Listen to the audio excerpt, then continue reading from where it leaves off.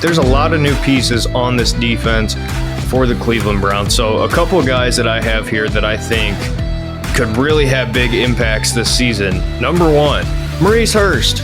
I talked about that defensive line, and I said that defensive tackle number 2 is not really as important anymore because you have Myles Garrett, Zadarius Smith, Okoronkwo, Tomlinson. You have a healthy rotation there around that defensive tackle spot. And then with Dalvin Tomlinson being your cornerstone in the middle, that D tackle 2 is not exactly a big area for concern for me, at least. But I think Maurice Hurst is the real deal. This is a guy who has shown a ton of potential, has dealt with a lot of injuries with his time in the NFL, and hasn't really lived up to what he was projected to be when he was coming into the NFL. Now, does that mean that he's never going to get there? No, that's not what that means. He's just had a lot of roadblocks. And unfortunately for teams, guys pick up injuries, right? And if you use a valuable pick on a player and you're paying him a decent contract and he's been injury prone, you're going to move on. So for Maurice Hurst, he's bounced around the league a little bit, has consistently picked up injuries, but so far in Cleveland, he has remained healthy, and reports coming out of camp are that he looks really, really good. And just talking about that rotation at that number 2 spot for a defensive tackle, obviously Tomlinson's going to be your number 1, that's for sure. But between Jordan Elliott, Tommy Togiai, Perion Winfrey, a couple others, we signed the dude from Dallas, of course. Josh, you're going to laugh at this. I can't remember his name now. Tristan Hill. Ooh, I got it. Guess what? Figured that one out. But Tristan Hill and Maurice Hurst, the whole entire offseason leading up to the preseason and through the preseason, they're going to figure out that rotation on the defensive line. I've said that a billion times. But I think at the end of that, the conclusion is going to be Maurice Hurst is going to get a heavy playing role on the Browns this season and get a lot of playing time in rotation. Will he be the starting defensive tackle opposite of Dalvin Tomlinson? I don't know for sure, because it's going to be interesting how Jim Schwartz wants to work Siaki Ika in to the rotation here. Does he want to make him a starter immediately? Or does he want to just kind of slowly work him up? That's kind of what we saw with Perion Winfrey last year, where he got a lot of playing time, but he struggled early on. And then as he progressed throughout the season, played more.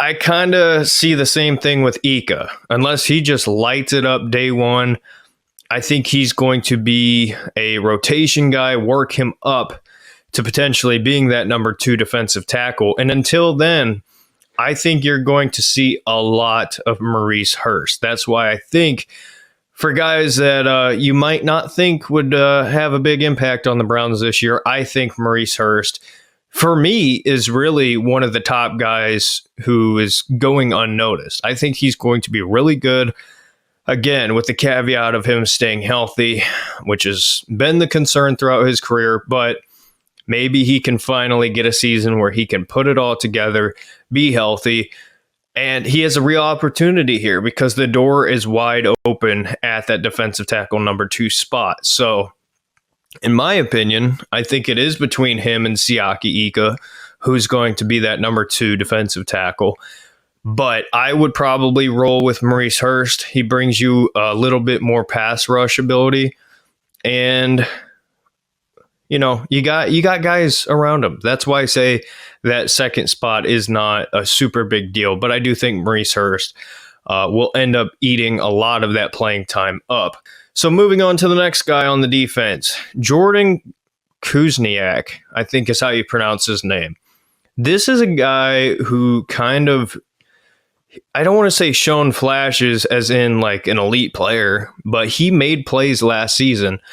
And given what the Browns have done at linebacker, or rather what they have not done at linebacker this offseason, aside from bringing guys back, that position is the weakness. I know, Josh mentioned it in the whichever show it was. I can't remember if it was the latest one or not, but talking about the weakness and linebacker. And one thing that Josh said, and I think everybody agreed, was, the guys around the linebacker position. So the revamped defensive line, the revamped secondary, is going to make the linebackers better. And yes, I agree.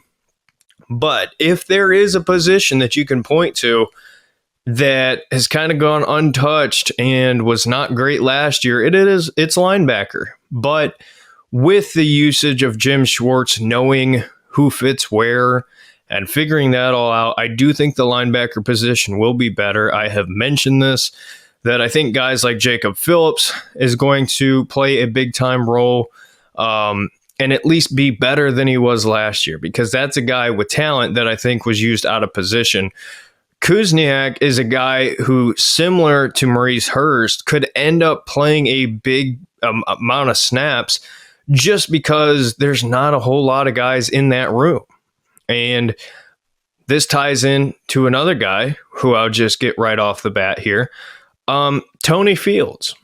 Tony Fields is somebody who, when he was drafted to the Browns in the same draft that we got Jeremiah Owusu-Koramoah, people said that he's JOK light. Well, he has not played a lot. He was injured his first year. And he's played on special teams. He's gotten in rotation a little bit. But I think if there's any year for the depth at linebacker to kind of come out, I think this is the year. Tony Fields has an opportunity now to really prove himself and possibly step up and get playing time in front of some of these guys in that linebacker room who their jobs aren't maybe safe. I just said Jacob Phillips. I think he's going to play better than what a lot of people think. But if he does not, Tony Fields, step up. Kunaszyk, step up. Either one of those guys could play a bigger role than you expect. And I think both of them are going to be heavily used on special teams as well. That's why I have both of them listed at the same position. And I think that linebacker spot, similar to that defensive tackle spot, is going to be one of the most interesting camp/preseason battles on this team, and trying to figure out the depth and who makes the team and the different rotations. That's going to be very interesting how that all shakes out. So the next guy, similar to the special teams conversation, Mike Ford, who is a cornerback we signed from the Atlanta Falcons. Now, when we signed Mike Ford, I was told, hey, the Browns don't just see him as a special teams guy. They think he can play a big time role at the nickel corner spot. So I believe that.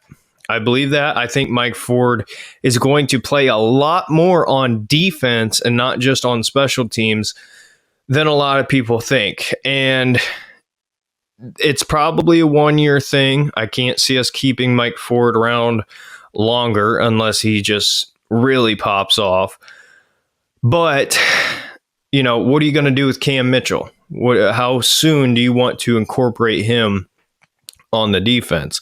I think Mike Ford is kind of your number 2 slot corner right now. So however it works out, we saw in camp Jim Schwartz has had Denzel Ward playing inside. Obviously, the conversations about Greg Newsome playing on the inside.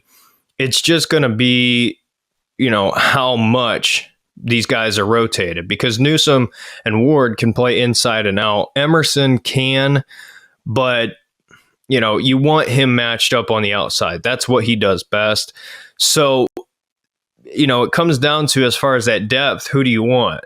And I don't think the Browns are going to roll with Cam Mitchell yet. As good as I think he can be, I think right now Mike Ford is your best option as far as that number 2 behind Newsome or Ward, whoever's playing in the slot. And Ford's ability on special teams is what he's known for.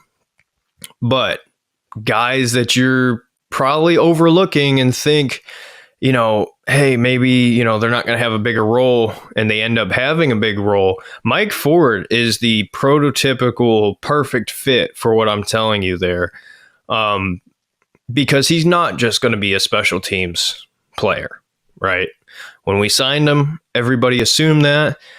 But again, everything I'm hearing, he's going to have a much bigger role than that. And that's why he decided to come to the Cleveland Browns. So I'm excited about it. I think he's a really good player. I like his frame. I like his size. And I think as far as a depth piece, the Browns have great depth at corner. With all your starters, and then with Ford, Mitchell, AJ Green coming back, there's a lot of depth. And I love that because obviously corners get hurt all the time. So having a guy in Mike Ford who can come in and play that slot role for you is really, really good. So that's number 4. This episode is brought to you by Chubb Crunch. What's up, Browns fans? We're excited to announce that we have partnered with Nick Chubb's team at PLB Sports and Entertainment to bring you Chubb Crunch. Now you can stiff arm breakfast with the sweet and cinnamon toast squares that pack a punch of flavor in every bite. And while the cereal itself is delicious, let's be real, it's the box that Browns fans want the most. No Cleveland Browns man cave is complete without this collector's item. Display your box of Chubb Crunch proudly with all your other Nick Chubb and Cleveland Browns memorabilia. But the best part about Chubb Crunch is that a portion of every sale supports First Candle, the nonprofit committed to ending sudden infant death syndrome, or SIDS. First Candle also provides bereavement support to families who have experienced loss to SIDS. Nick Chubb's sister lost her own child to SIDS in 2018, and now she's actually part of the organization working to prevent this tragedy from impacting others. So Browns fans, let's work together here to support Nick Chubb, his sister, and all those families impacted by SIDS. Plus, you get to display the awesome limited time edition Chubb Crunch collector's box in your man cave. So hurry now while supplies last, because once Chubb Crunch is gone, it's gone. Plus, use our promo code DAWGS, DAWGS, when you order and get 10% off. That's right. Nick's sister gets support, you get a discount, and your man cave gets an awesome collector's item. Head to plbse.com right now and use code DAWGS, DAWGS, to get 10% off your order of Chubb Crunch. That's plbse.com, promo code DAWGS. So number 5, as far as the defense, before we shift here to offense, this is kind of a 3-parter, right? Because I couldn't just write down one guy. But out of these 3, Rodney McLeod is probably the most as far as who's going to get playing time and kind of surprise you with the impact that they have. I think McLeod, when you look at the safety room, Juan Thornhill, Grant Delpit, obviously your 2 starters. Delpit struggled at times, and I do think he is now going to be used in the right way, putting him in the best position for him to succeed. But Delpit is still a young player. Delpit has struggled as far as communication and some other things. And having a guy like Rodney McLeod, who is a multiple-time veteran, played in Jim Schwartz's defense, it's such an easy thing for me as far as guys who are going to play more than you think. I think he's going to get on the field quite a bit. Whether if that means Delpit struggling or not, I don't think it matters. I talked about JOK and Grant Delpit as the 2 guys that you can use as rovers.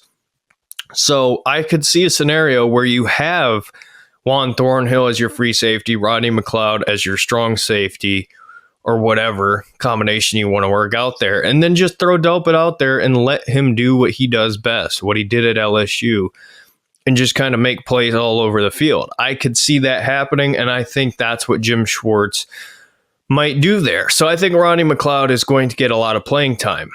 Now, the interesting one behind Rodney McLeod, Ronnie Hickman and DeAnthony Bell. I think whichever of these 2 makes the team, they are going to play a lot on special teams and a little bit more than you think on defense. DeAnthony Bell came in last year and played pretty well for being a UDFA signing, played very well. And I think, going into year 2, given the depth that we have, you now have the ability to move guys around. If Thornhill were to go down, I think you could put, either Delpit or McLeod, either or, and just kind of figure out what goes where, who goes where. And you could throw DeAnthony Bell or Ronnie Hickman out there and not really have to worry a whole lot about, having a weakness. Obviously, with Ronnie Hickman, it's hard to tell because we haven't seen it yet. But I talked about Hickman in the Ohio State Browns video, that Hickman played all over the field. He's a hybrid linebacker safety, and I think we're going to use him in that way. That's why he was signed to the Cleveland Browns.